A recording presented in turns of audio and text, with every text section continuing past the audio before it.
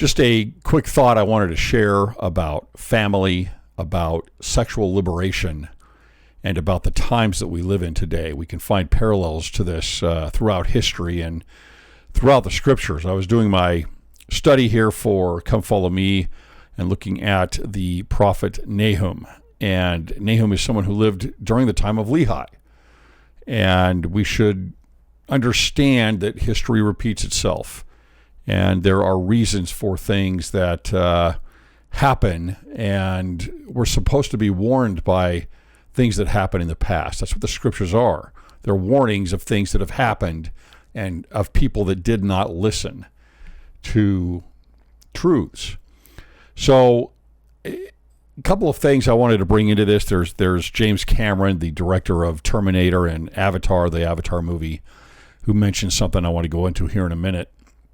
I want to talk about gender, the breakdown of gender and sex, the breakdown of families, and the breakdown of the law of chastity. We can find that right here in Nahum. Now, Nahum is a prophet who's talking about a civilization. He sees this in vision, but it's a civilization that is very similar to ours in the West, and especially in the United States, right? It's kind of on top of the world. Assyria at the time is on top of the world.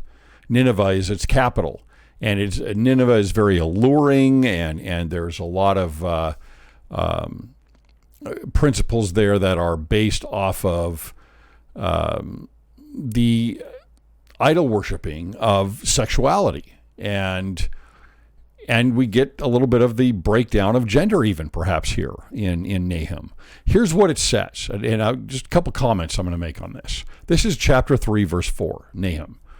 Because of the multitude of the whoredoms of the well-favored harlot, the well-favored harlot is Nineveh, right, the capital of Assyria. The whoredoms are the ritual rites. They are the religion, and what they, worshiping a goddess of fertility, goddess probably some type of a temple of prostitution. This was common, right, anciently. But because of the multitude of the whoredoms of the well-favored harlot Nineveh, the mistress of witchcrafts that selleth nations through her whoredoms, right? She's founded on these principles and rituals of sex. And, it's the breakdown of the law of chastity. That's what it is. It is the breakdown of the law of chastity, which is what we are facing at higher and higher levels here today. She that selleth nations through her whoredoms and families through her witchcrafts. These would be call them fake priesthoods, right? So it's a destruction of nations, it's a destruction of families, and it's all based off of this religious focus on sexuality.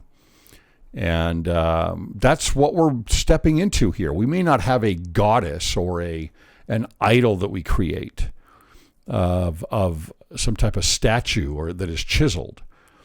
But we do have ideologies, and the ideologies today of the philosophies of men are very much focused on the idea of sexual liberation. They always have been. You can track this DNA all the way through what we see today with this sexual liberation, the sexual revolution. It's all the same thing. It is the idea of throwing the shackles of anything that you must conform to in social norms off, throwing these shackles off so that you can express yourself fully without any guide rails whatsoever. Sexual liberation. It is what has been discussed for probably throughout history, but especially since the 1800s, and that has been brought into the academic halls of the United States. And it's a breakdown of family. There's no way around that. And what Nahum is talking about here is a breakdown of Assyria, of the civilization. They become very weak and decadent. And then they are able to be, their gates are able to be breached by the Babylonians. So this vision is all about the new Babylonians that are going to come in, the Chaldeans that will come in and conquer Nineveh. But it happens because of the weakness of the people. It's the breakdown of the family. It is the breakdown of the law of chastity. And without that that fabric, regardless of their other problems, without that fabric, their civilization is not going to hold on. Now, beyond that, we have another, just down a few more verses here. In verse 13, you get the following. Behold, thy people in the midst of thee are women. The gates of thy land shall be set wide open unto thine enemies. The fire shall devour thy bars. Now, this is how Nineveh falls to the Babylonians. It falls through their gates. The gates actually are gates where the rivers, the Tigris and others come through here, through Nineveh probably, and they would go through the city, and the gates were over the rivers. Well, the Babylonians diverted the water in the rivers, and they just came in underneath the gates in the riverbeds. But what they're saying here, behold, the people in the midst of thee are women. This is saying that the men in this city are women. Now, what do they mean by that? That means that they are acting like women. And I know that's not politically correct, but that's the way it is. That's the way it's written here. And in other words, they don't have the might to stand up to foreigners. They don't have the might to stand up to the invaders, the Babylonians.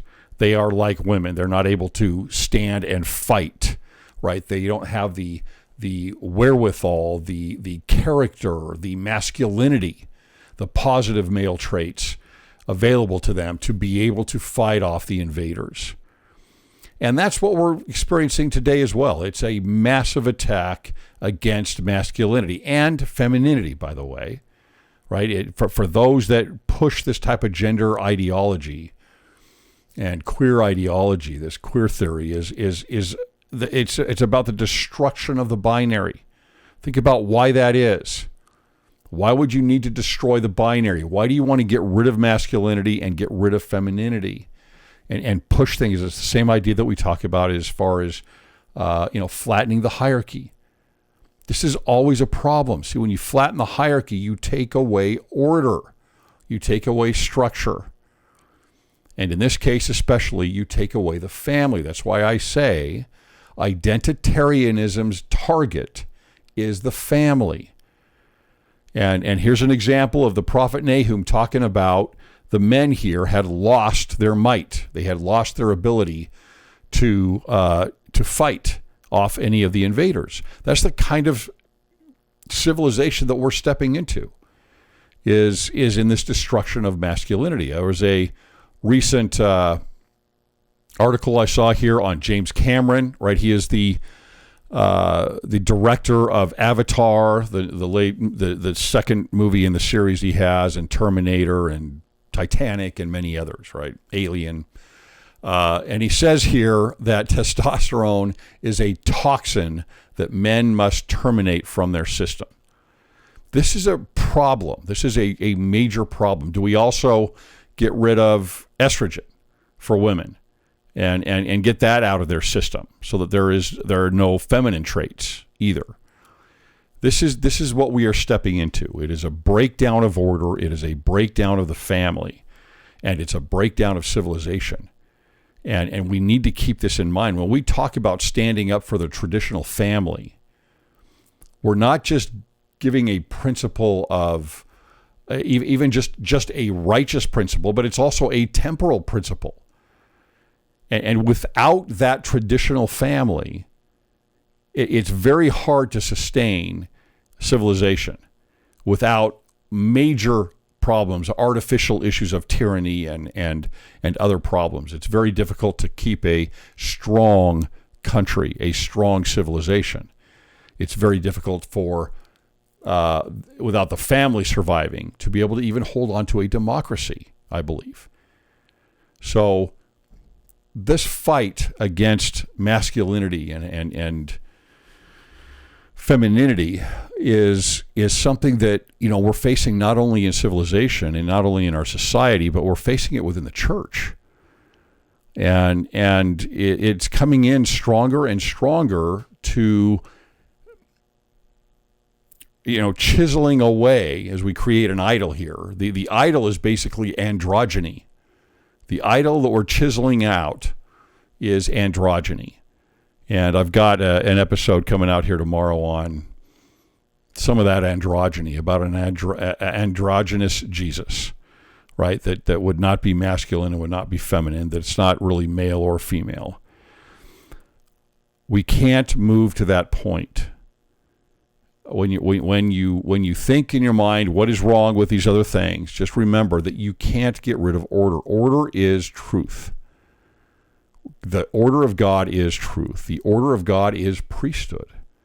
We can all, even if we don't perfectly fit into these things with our feelings, with our orientation, with our circumstances, that doesn't mean you don't hold up the ideal. That doesn't mean you don't hold up the order that has been established. Thanks for listening.